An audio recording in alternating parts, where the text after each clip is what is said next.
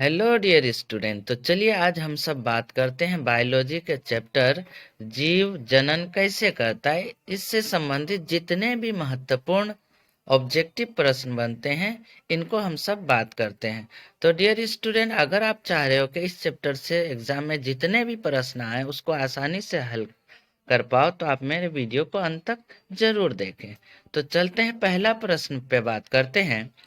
खंडन द्वारा जनन होता है, तो खंडन द्वारा इनमें से किस में जनन होता है? इसका सही आंसर है सितारा मछली अर्थात के स्टार फिश में खंडन द्वारा जनन होती है। दूसरा प्रश्न पे बात करते हैं, कायिक प्रवर्धन संभव है। कायिक प्रवर्धन किसके द्वारा होता है? जड़ के द्वारा, तना के द्वारा, पत्ती के द्वारा। तो डियर स्टूडेंट, मैं बता दूं कि यहाँ जितने भी तीनों नाम है, जड़, तना, पत्ती, ये सभी कायिक भाग कहलाते हैं। और कायिक भाग से जब पौधे नए पौधे उगते हैं तो कायिक प्रवर्धन कहलाता है। तो यहाँ का जो आंसर है, यहाँ उपरोक्त सभी आंसर सही है। तीसरा प्रश्न है, तने पर अपस्थानिक कलियां पाई जाती है। किस में पाई जाती है? आलू में पाई जाती है। मुकुलन द्वारा अलैंगिक जनन होता है। किस में होता है? तो हाइड्रा में होता है। आप इसे याद रखेंगे। पांचवा प्रश्न पे चलते हैं, अलैंगिक जनन मुकुलन द्वारा होता है, यीस्ट में होता है। छठा प्रश्न है, निम्नलिखित में कौन मानव में मादा जनन तंत्र का भाग नहीं होता है?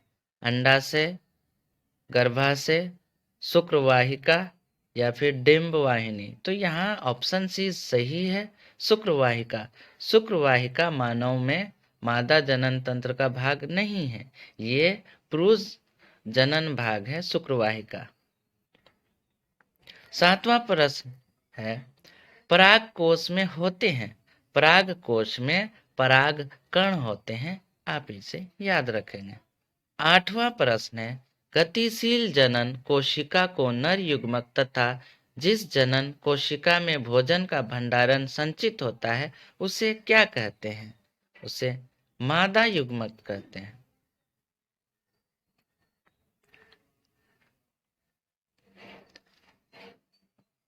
नौवां प्रश्न है, एड्स रोग का प्रमुख कारण है। तो यहाँ पे है एड्स रोग का प्रमुख कारण असुरक्षित यौन संपर्क, यानी कि असुरक्षित तरीके से अगर यौन संबंध बनाया जाए तो एड्स रोग होती है।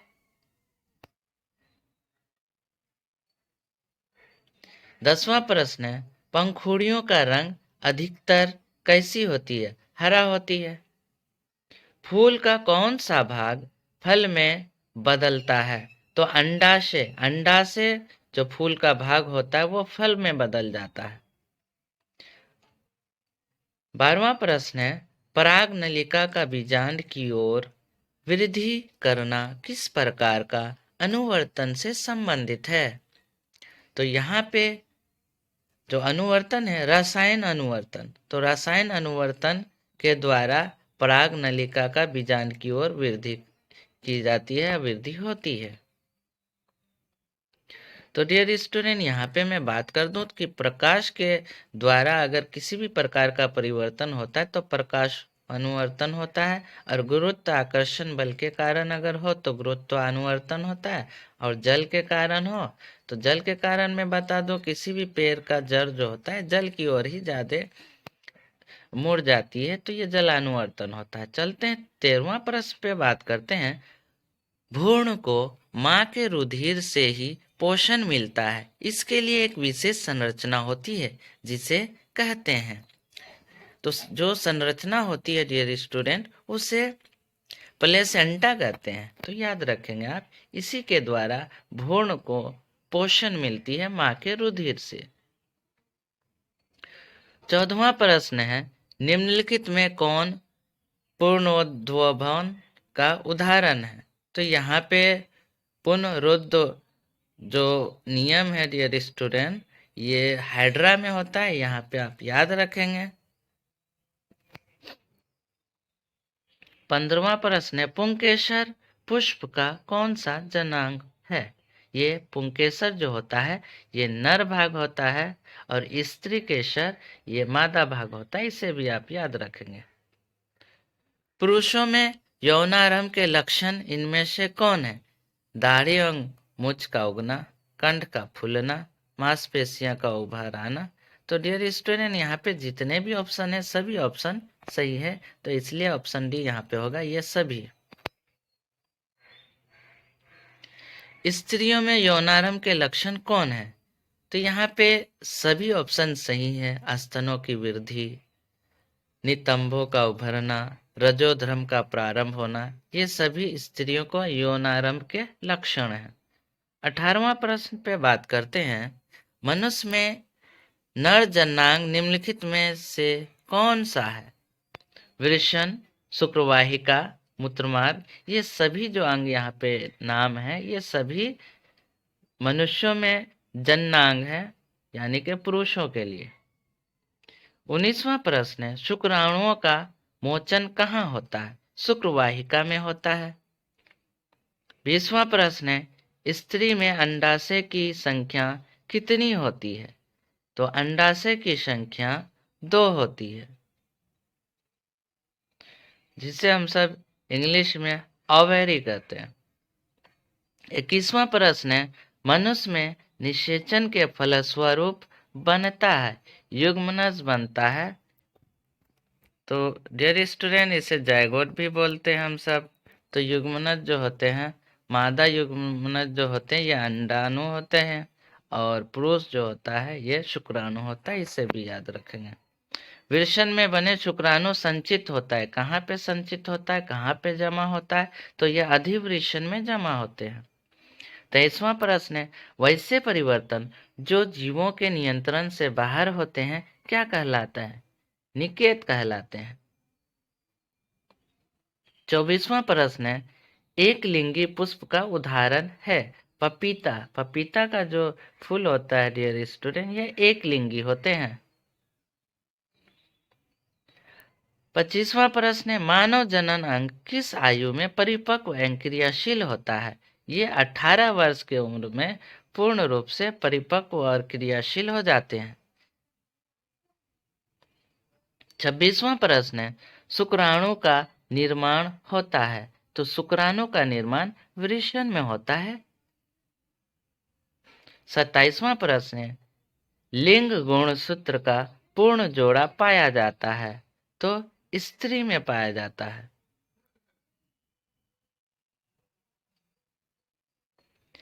हाइड्रा में प्रजनन की विधि निम्नलिखित में से कौन सा है? तो हाइड्रा में जो प्रजनन होती है डियर स्टूडेंट, ये मुकुलन विधि द्वारा होती है। पुष्पी पादपों में लैंगिक जनन होता है फूलों द्वारा। मानव मादा के जनन तंत्र का भाग नहीं है, इनमें से कौन सा भाग नहीं है? तो शकवाहिका, ये मादा का जनन तंत्र भाग नहीं है। 31वां प्रश्न है, नर युग्मक एवं मादा युग्मक के संलग्न को क्या कहते हैं? तो यहाँ पे किण्वन, बौनापन, मधुमेह, कोई नहीं। तो यहाँ पे जो आंसर है कोई नहीं। इसके दोनों के संलग्न को हम सब बोलते हैं निषेचन, यानी कि फर्टिलाइजेशन। 32वां प्रश्न है, निम्नलिखित में से कौन कल एक लिंगी पादप का उदाहरण है? पपीता एक लिंगी पादप का उदाहरण है। मुकुलन द्वारा प्रजनन किस में होता है? यीस्ट में होता है।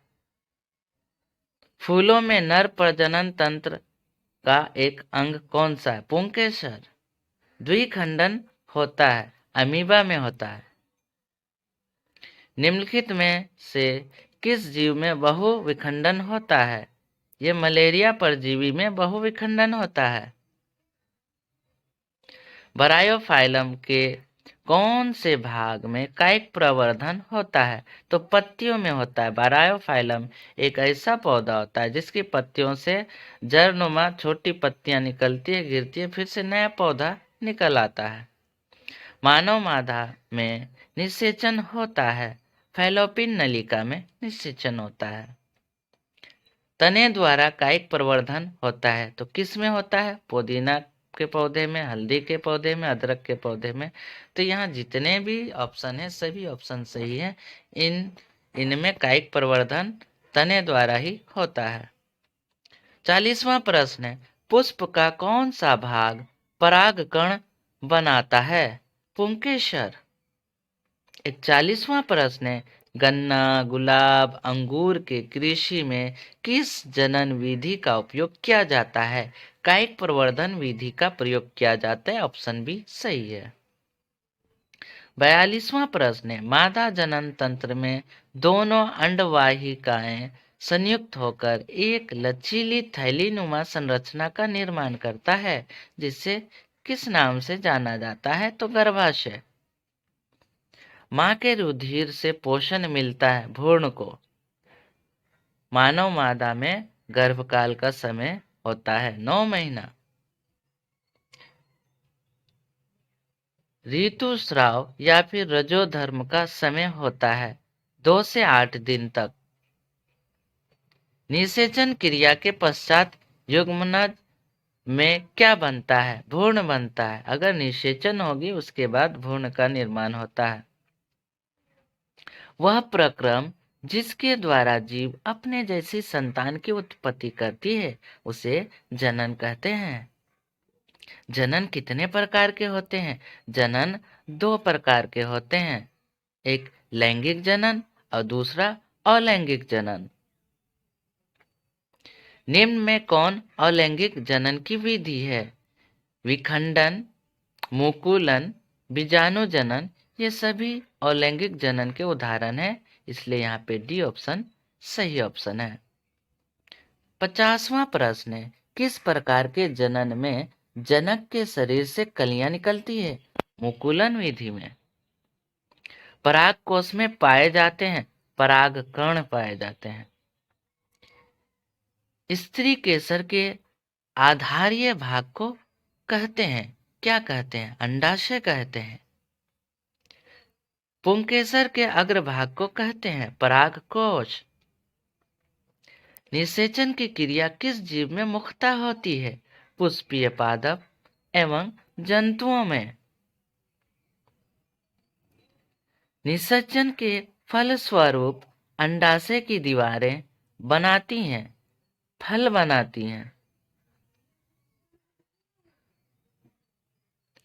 निम्नलिखित में से कौन सा जीवाणु जनित रोग नहीं है? मस्सा, ये जीवाणु से बीमारी नहीं होती है। निम्न में से कौन एक उभयलिंगी जंतु है? उभ या लगा जंतु है, ये भी बोल सकते हैं। तो केचुआ जो होता है उभयलिंगी जंतु है। नर युग्मक तथा मादा युग्मक के संयोजन से बनता है, जायगोट बनता है। जायगोट के बाद ही भ्रूण की स्थिति आती है। स्त्रियों के मासिक चक्र में एक परिपक्व अंडा किस दिन अंडाशय से बाहर निकलता है? 14वें दिन। मेरा 60वां और अंतिम प्रश्न है, निम्नलिखित में कौन लैंगिक जनन संचारित रोग नहीं है? ये टाइफाइड जो बीमारी है ये एसटीडी बीमारी नहीं है। एसटीडी में बोल दो dear student, sexually transmitted disease इसका फुल फॉर्म होता है। तो एसटीडी डिजीज टाइफाइड नहीं होती है, एड्स होती है, गोनोरिया होती है और सिफिलिस होती है। ये सभी लैंगिक जनन संचारित रोग हैं टाइफाइड को छोड़कर। तो इसलिए यहाँ पे अंतिम जो ऑप्शन है डी ये सही है। तो डियर स्टूडेंट, इसी प्रकार के महत्वपूर्ण वस्तुनिष्ठ प्रश्न को जानने के लिए आप हमारे चैनल को लाइक और सब्सक्राइब जरूर करें। थैंक्स।